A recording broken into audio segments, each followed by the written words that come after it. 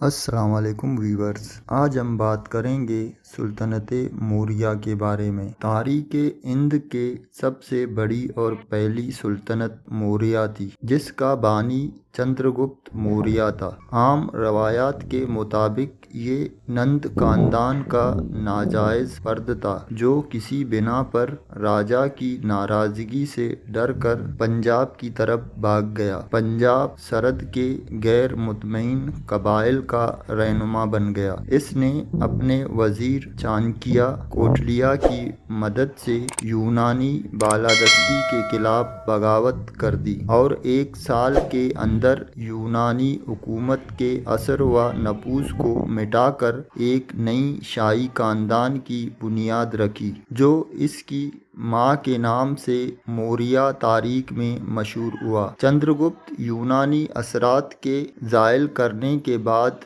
مگدھا کی ریاست پر حملہ آور ہوا۔ اس جنگ میں نند خاندان کا آخری حکمران مارا گیا۔ جین مت کی روایتیں موریہ کے بارے میں کہتی ہیں کہ وہ موروں کے رکھوالے تھے۔ بدھا روایتیں کہتی ہیں کہ جب شاکیہ کی شاخ موریہ مگدھا سے بچ نکلا تو ایک پہاڑی علاقے میں چلا گیا جہاں موروں کی بیعت تھی۔ وہاں انہوں نے ایک شہر بسایا اور شہر کے محلات کی اینٹوں کا رنگ مور کی گردن جیسا تھا، اس لیے یہ لوگ مور کہلائے اور شہر کا نام موریہ نگر مشہور ہوا۔ نند گڑھ کے ستون، ساپچی کے سٹوپوں وغیرہ پر موروں کی تصویریں ہیں۔ پاٹلی پتر میں موریہ محل کے باغ مور پالے جاتے تھے۔ یہی وجہ ہے پاؤچر، جان مارشل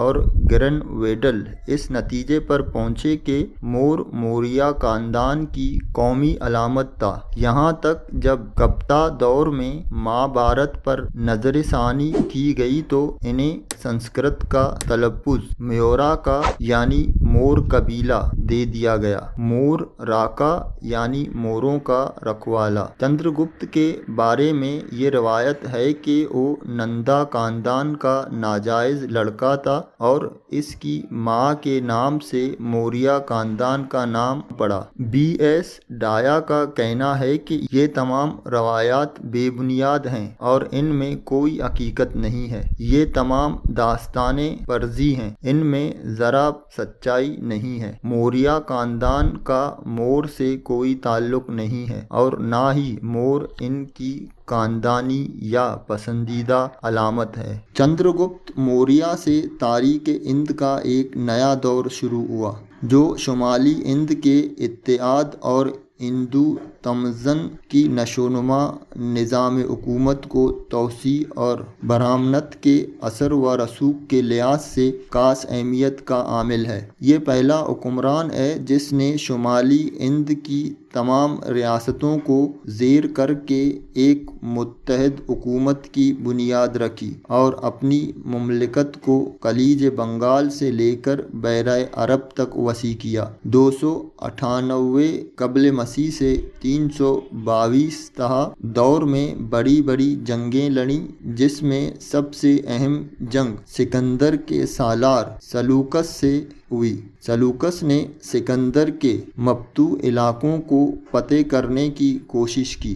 سیلوکس نے 305 قبل مسیح میں پاک و ہند کی طرف قدم بڑھایا، مگر اسے ناکامی کا سامنا کرنا پڑا اور پنجاب کی سرزمین پر شکست کھانے کے بعد ایک شرمناک معاہدہ کرنے پر مجبور ہوا، جس کی روح سے وہ نہ صرف ہندی مقبوضات سے بلکہ کابل، قندھار، ہرات اور بلوچستان سے بھی دستبردار ہو گیا۔ نیز تعلقات کو خوشگوار بنانے کے لیے اس نے اپنی بیٹی کی شادی چندرگپت سے کر دی۔ چندرگپت نے محض اس کی بات رکھنے کے لیے 500 ہاتھیوں کا ٹوپا بھیجا۔ سیلوکس نے اپنے ایک سفیر میگستینس کو اس کے دربار میں بھیجا، جس نے اس عہد کے حالات تفصیل سے قلمبند کیے ہیں۔ اس جنگ کے بعد موریہ سلطنت کی سرحدیں قرآن و افغانستان تک وسیع ہو گئیں۔ جین روایات کے مطابق چندرگپت نے آخری زمانے میں جین مت قبول کر لیا تھا اور اس نے تخت سے دستبردار ہو کر حکومت اپنے بیٹے بندوسار کو سونپ دی تھی، مگر دوسری روایات سے اس کی تصدیق نہیں ہوتی ہے۔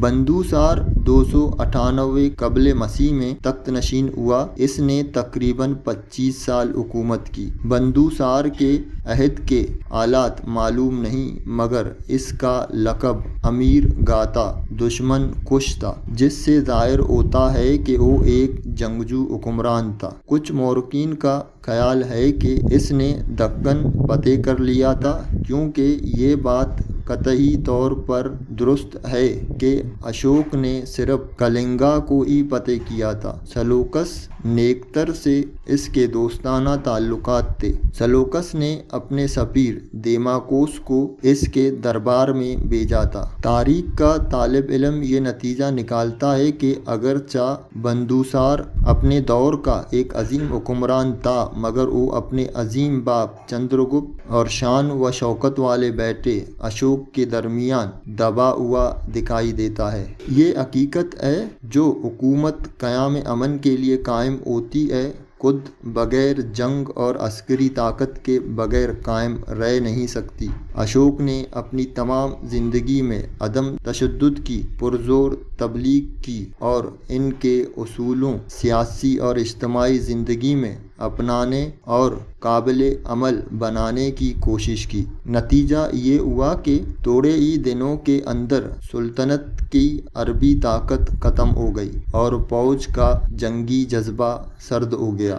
نظام حکومت کمزور ہو گیا اور اس کی ہیبت لوگوں کے دلوں سے اٹھ گئی۔ ساتھ ہی ساتھ بدھ مت کی تبلیغ کی وجہ سے برہمنیت جاگ اٹھی اور وہ نیچ ذات کے بدھ پرمانوا کو اکھاڑ پھینکنے پر تل گئے۔ طاقت کے استعمال کا خوف تھا ہی نہیں، اس لیے بڑی بے باکی کے ساتھ اعلیٰ اور ادنا ذاتوں کا مسئلہ کھڑا کر کے مذہبی جذبات بھڑکا دیا گیا۔ اشوک کے موت کے بعد موریہ سلطنت کا شیرازہ بکھر گیا۔ ایک طرف اشوک کے بیٹوں اور پوتوں نے حصہ بکرے کے لیے اور دوسری طرف بعض حوصلہ مندوں نے بعض مقامات پر قبضہ جما لیا، اور یہ بتانا مشکل ہو گیا کہ اشوک کے بعد اس کا جانشین کون ہوا۔ پر ان کی روایات میں کنال، جو اشوک کا بیٹا تھا،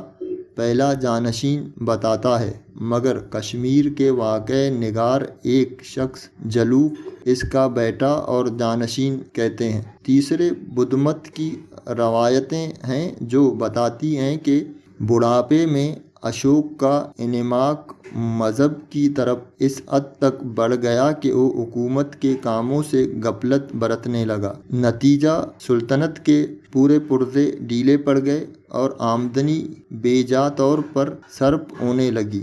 یہ حالات دیکھ کر وزراء نے اشوک کے اختیارات سلب کر کے اس کے پوتے سمرتی، جو کینال کا بیٹا تھا، تخت پر بٹھا دیا۔ ان روایات کے مطابق سمرتی کے بعد موریہ خاندان کے 4 اور حکمران برشین، پسی درمن اور پشی متر تخت پر بیٹھے۔ جین روایات بھی اس کی تصدیق کرتے ہیں کہ سمپرتی اشوک کا جانشین ہوا۔ ان روایات کے پہلو بہ پہلو وہ کتبے ہیں جو ناگرجنی کے پہاڑ کے غاروں میں کندہ ہیں، جو اشوک کے پوتے دسرتا نے بنوائے تھے۔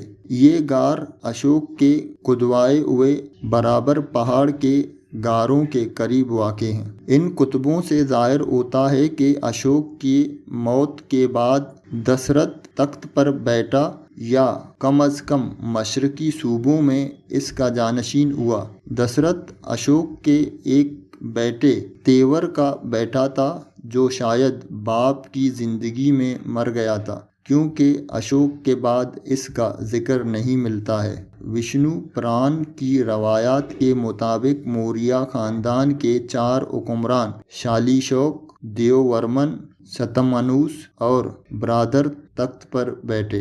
हर नया हुक्मरान साबिक हुक्मरान से कमजोर तर निकला। आकर इनास इस हद तक बढ़ा कि फौज के सालार पशीमितर ने राजा ब्रादर्त को कत्ल करके मौर्य खानदान का खात्मा कर दिया। ये थी मौर्य खानदान की तारीख। मौर्य खानदान के बारे में अगर आपको मज़ीद जानना है तो कमेंट्स के ज़रिए हमें ज़रूर बताएं। शुक्रिया।